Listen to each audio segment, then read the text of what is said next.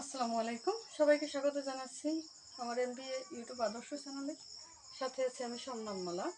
আমি এখন 9 নম্বর অঙ্কটা করব যে একই হার মুনাফায় কোনো মূলধনের 1 বছর অন্তর চক্রবৃদ্ধি মূলধন 6,500 টাকা এবং 2 বছর অন্তর চক্রবৃদ্ধি মূলধন 6,760 টাকা হলে মূলধন কত?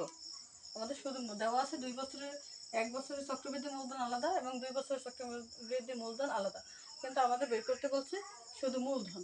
তাহলে আমরা জানি চক্রবৃদ্ধি মূলধন সমান সমান আমরা লিখতে পারি কি,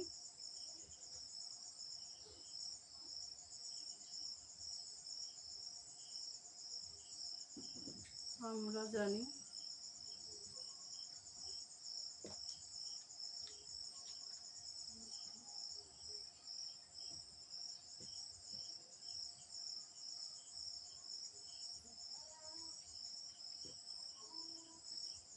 মূলধন সি সমান সমান পি ইন্টু 1 যোগ আর, এটা হলো আমাদের চক্রবৃদ্ধি মূলধনের সূত্র।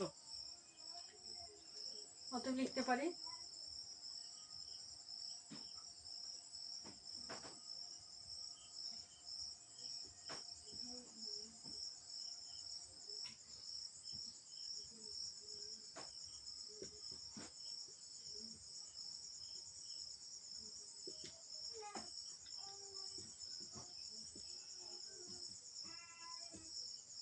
এক বছর হতে চক্রবৃদ্ধি মূলধন উপরে 1 হবে।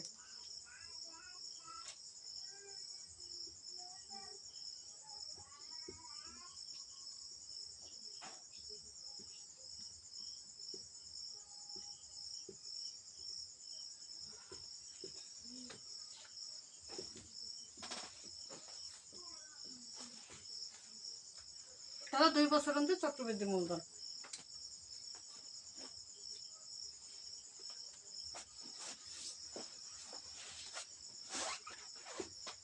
প্রশ্ন মতে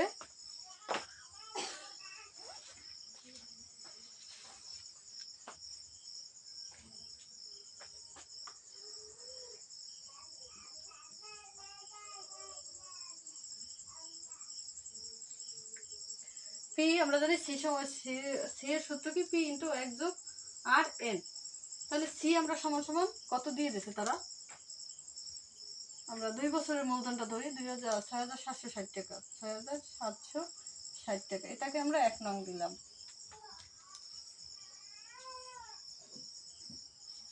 আবার এটা 1 বছরের, তাহলে 1 বছরের মূলধন আমাদের চক্রবৃদ্ধি মূলধন দিয়েছে 6,500 টাকা।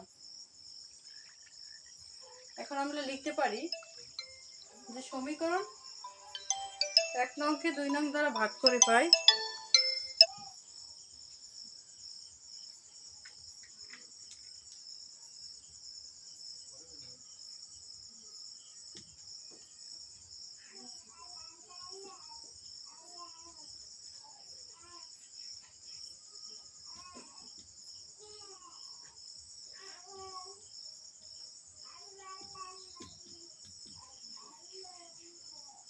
সমীকরণ 1 নংকে 2 নং দ্বারা ভাগ করে পাই।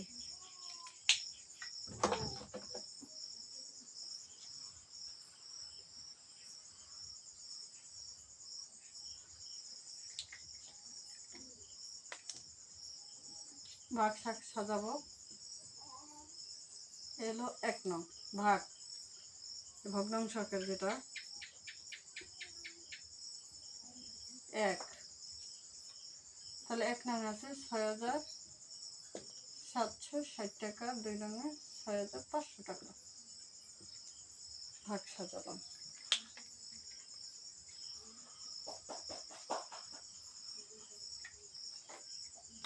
এখানে থাকে এই, এটা কাটি,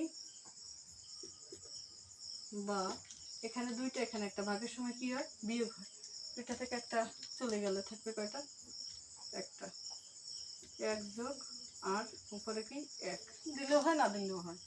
আর এখানে থাকে কত 6,667 আর এখানে থাকে 650, এটাকে দিলাম 3 নং সমীকরণ এটা। তাহলে আমরা 1 যোগ আর এর মান পেয়েছি এটা। আমরা এখন লিখতে পারি এখন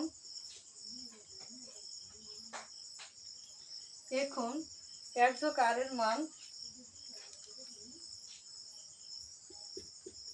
আর এর মান 1+r এর মান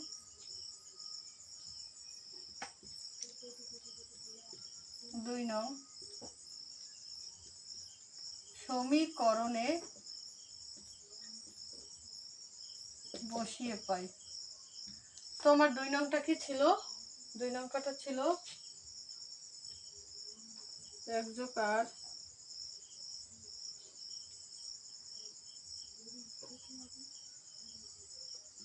6500, এটা ছিল আমার 2 নং।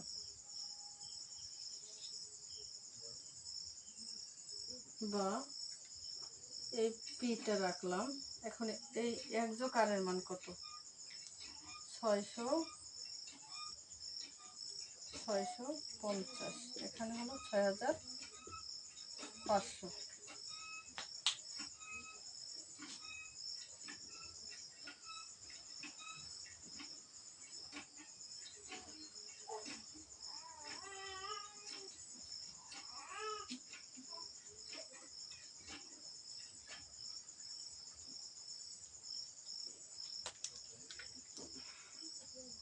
বা এখানে পিটা রাখবো, এই অংশটা নিচে চলে যাবে আর উপরেরটা ঠিক থাকবে। তাহলে এখানে কত?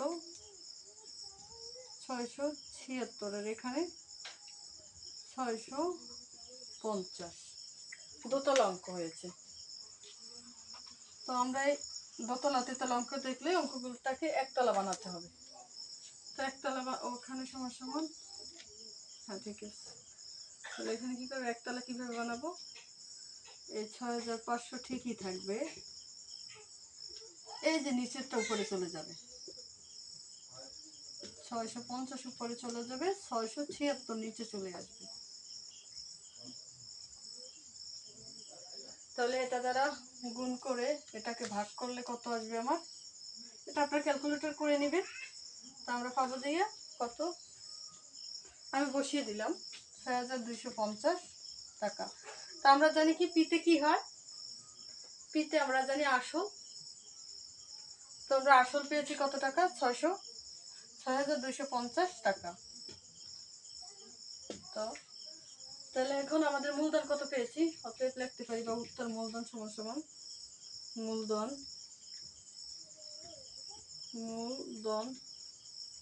পি সমান সমান 6250